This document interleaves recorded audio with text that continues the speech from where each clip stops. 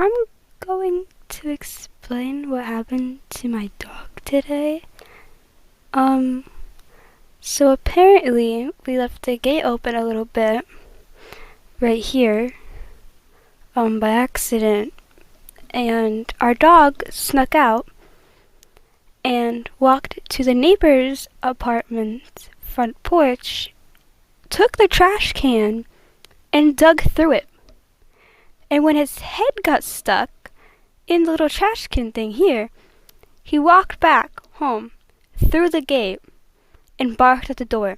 And my mom opened the door to that. I don't even know how to explain what was going on through his head, because he's just a crazy dog. I don't know. So my mom's the one who recorded the video. Thank goodness she recorded it, because it's just really funny. I can't get into.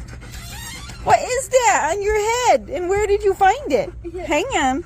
Oh no, is it stuck?